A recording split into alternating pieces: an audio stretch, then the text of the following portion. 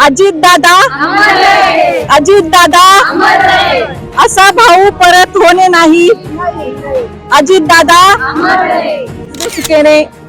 आमच्या महिला वर्गातर्फे आम्ही अजित दादांना आमच्या लाडक्या भावाला भावपूर्ण श्रद्धांजली देण्यासाठी येथे जमलेला आहे.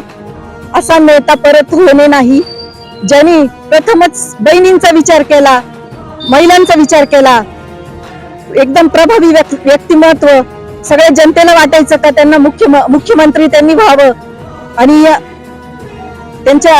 त्यांना मुख्यमंत्री होऊन महिला वर्गाचा सुद्धा त्यांचं लक्ष जावं. कारण पहिले अशी योजना आणली का त्याच्यामुळे आमच्या महिला भगिनींना घर संसाराला हातभार मिळाला, थोडीशी ओळख मिळाली त्यांना. अजितदादांसारखा नेता होणं आता अजितदादांसारखा नेता होणं शक्य नाही, ना भूतो ना भविष्य की. अतिशय आता सध्या त्यांचं कर्तृत्व खूप छान गाजत होतं. खूप कामामधून एवढं प्रखर 24 तास काम करणारा, सगळ्यांचा कायम जनतेचा विचार करणारा. आज 2 दिवसापासून आम्ही सगळे शोक सागरामध्ये बुडालेलो आहोत. बरेच महिला भगिनींना या गोष्टींचा खूप त्रास झालेला आहे. मी बाकीच्या महिलांना पण बाकीच्या आमच्या सगळ्या समस्त महिला वर्गातर्फे अजितदादांना अतिशय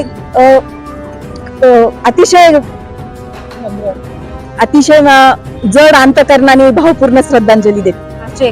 कणकर नेते होते, त्यांची प्रशासनावर पकड होती आणि ते गेले. आमचं खूप मोठं नुकसान करू गेले.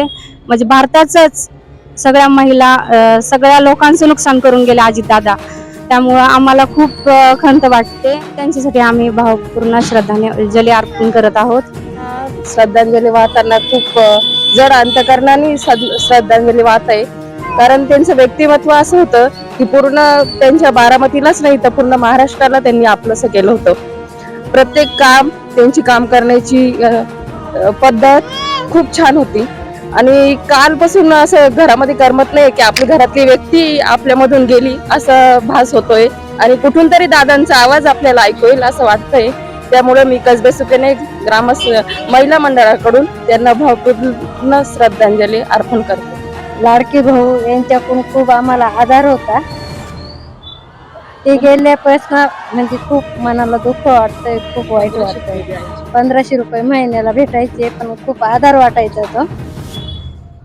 दादांना श्रद्धांजली. पवार दादांनी प्रथम आमचा मोर्चा होता तेव्हा दादांनी प्रथम आमच्या कॅबिनेट मध्ये पहिली मीटिंग घेतली व 5000ची वाढ दादांकडून आम्हाला देण्यात आली. तर दादांचं खूप वाईट झालंय आणि आम्हाला ते निशब्द बोलायला सुद्धा शब्द नाही असे दादा आम्हाला सोडून गेले. आमचे लाडके भाऊ असे नेता होणार नाही या भावी आयुष्यात.